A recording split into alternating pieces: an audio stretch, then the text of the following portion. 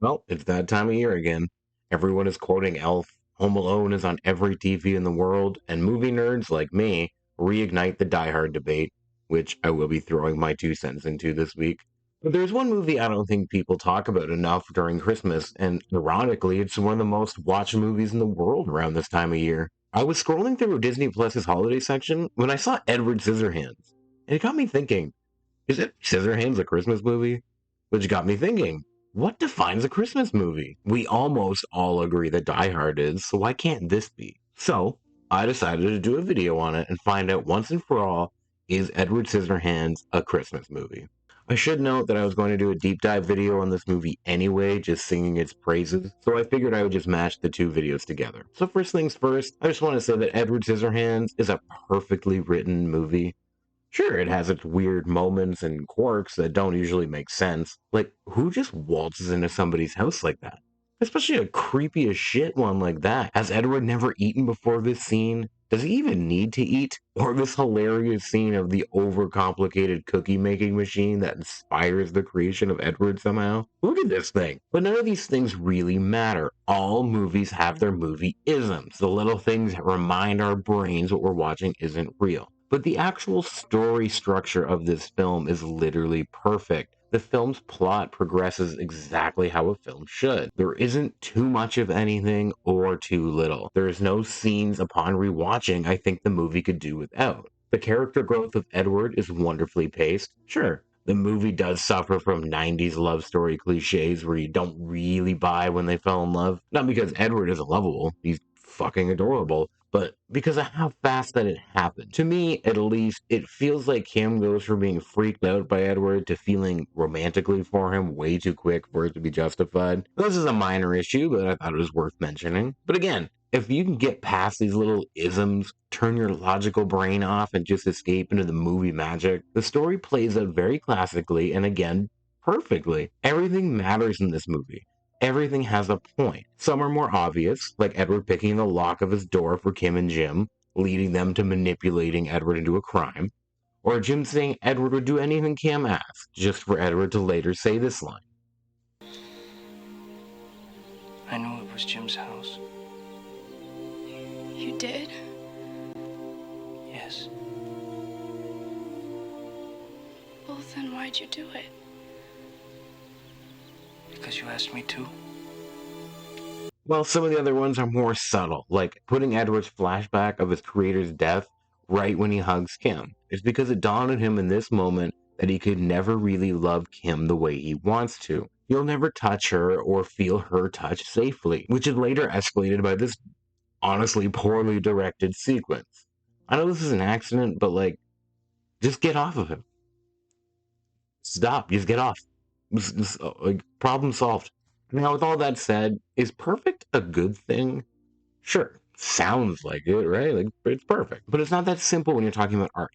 See, art is one of the few things where being abstract or imperfect can be a good thing. We love when movies break rules and often find ourselves bored with familiar tropes. The misunderstood loner with a heart of gold treated like a monster is one of the oldest tales there is.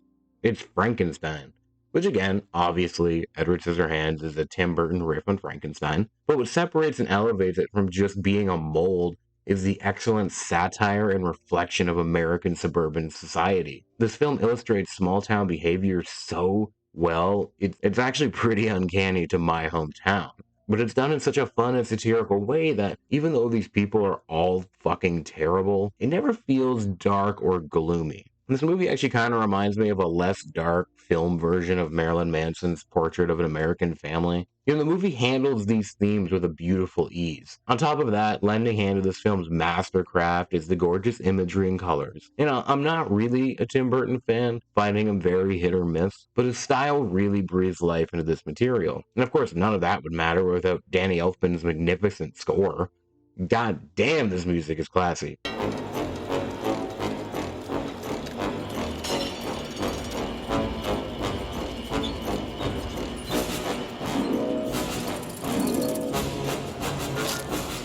So we come back to the question, is all this perfection a good thing? Well, That's up to you. There is no objective answer on that. I do believe in this case it is. Its familiarity is actually comforting here and has warranted almost 3 decades of rewatching. I always relate art criticism to two separate criteria. Objectively, something might be incredibly well done, but subjectively, that doesn't mean you have to like it. For example, objectively, Edward Scissorhands is a great movie with a perfect script. Subjectively, its whimsical goofiness might not be everyone's cup of tea. Now, much like Edward Scissorhands itself, we finally get to the Christmas part in the bitter end, the epic conclusion, where all of our questions are answered. Is Edward Scissorhands a Christmas movie?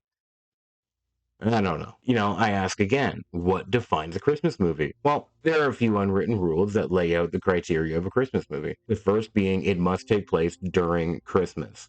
The holiday must have a constant presence through its imagery and sound, mainly meaning music, but also if the characters are discussing the holiday often. Next, the movie should have some sort of fantastical story, the Christmas magic as they call it. I know what you're thinking, none of those Hallmark movies have that.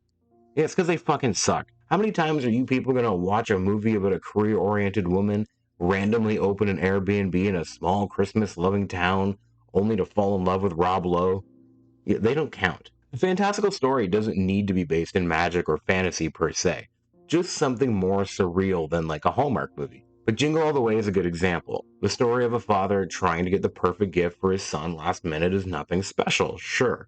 But once you throw in mail bombs, reindeer assault, black market Santa Claus equipped with its own WWE Santa, and Arnold Schwarzenegger flying around as a superhero, yeah, you're goddamn right, it's pretty fantastical. So under this definitive criteria, is Edward Scissorhands a Christmas movie? Honestly, I'm gonna say no. Edward Scissorhands is not a Christmas movie. Aside from the last 10 minutes, it doesn't even take place during Christmas. Then even in that last 10 minutes, it's really more in the background. The characters set up their trees and such, but other than that, the movie really doesn't draw much attention to it being Christmas. There's no Christmas music, which honestly, who fucking cares if you have Danny Elfman? All the movie has going for it to even be considered slightly a Christmas movie is the fantastical magic of it. It does have that whimsical, magical feel that I mentioned earlier, but not every movie that makes you feel good is going to be a Christmas movie. Yes, I know. A big part of the movie is that Edward makes it snow in this suburban hell, but without the film actually taking place during Christmas, it just doesn't count. That doesn't mean you shouldn't watch it over the holidays. You definitely should. It's still a perfect snuggle up under the blanket with some popcorn on a snowy night movie. With that said, if you solely made the time frame of this movie take place during Christmas, like the few weeks leading up to Christmas, Edward Scissorhands would be the best fucking Christmas movie of all time.